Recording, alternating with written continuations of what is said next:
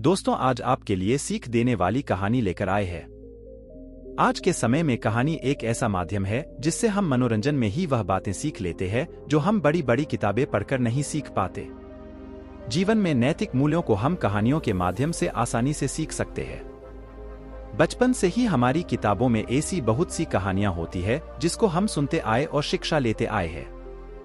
आज की इस कहानी का उद्देश्य भी आपके जीवन में नैतिक शिक्षा का संचार करना है। आपको सीख देने वाली कहानी से क्या शिक्षा मिलती है, आप हमें कमेंट करके जरूर बताएं। दोस्तों, एक गांव में एक सफल व्यापारी रहता था।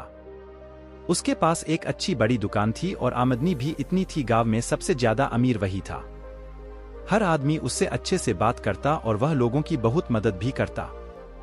वह दिन रात मेहनत और बाकी समय में पूजा पाठ भी करता कि बहुत इज्जत करते थे। पर उस व्यापारी की एक बुरी आदत थी।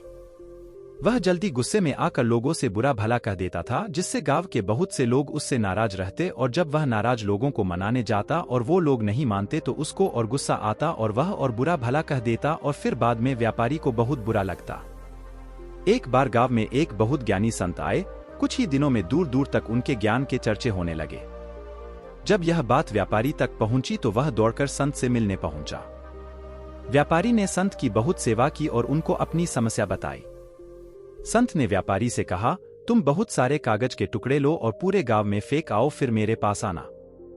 व्यापारी बिना सोचे समझे दिन भर कागज के छोटे छोटे टुकड़े पूरे गांव में फैला देता है और फिर संत के पास पहुंच जाता है। संत उस व्यापारी से कहते हैं, तुम्हारी समस्या का समाधान मिल गया है, बस तुमको एक काम करना है। तुम जाकर उन सभी कागज के टुकड़ों को इकट्ठा करके यहां ले आओ। अपनी समस्या का समाधान पाकर व्यापारी बिना कुछ सोचे समझे उन कागज के टुकड़ों को इकट्ठा करने पहुंच जाता है। बहुत देर तक कोशिश करने के बाद व्यापारी को यह समझ आता है कि यह काम तो करना नामुमकिन है।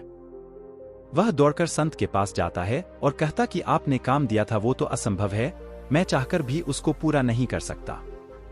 संत मुस्कुराते हैं और कहते हैं, बेटा मैं भी तो यही कहना चाहता हूं, किसी को कहे अपशब्द वापस नहीं ले सकते हैं, इसलिए हमें हमेशा सोच समझ कर बोलना चाहिए।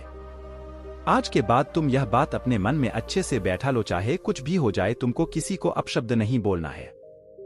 संत से प्राप्त इस ज्ञान से व्यापारी की आंखें खुल जाती है और वह दोबारा जब भी किसी को गुस्से में कुछ बोलने वाला रहता है उसको कागज के टुकड़ों का उदाहरण याद आ जाता है। इस कहानी से हमें यह सीखने को मिलता है कि कितनी भी मुश्किल क्यों न आ जाए, हमें किसी को अपशब्द नहीं बोलने चाहिए, क्योंकि अपशब्द से हुए नुकसान की भरपाई करना संभव नहीं है।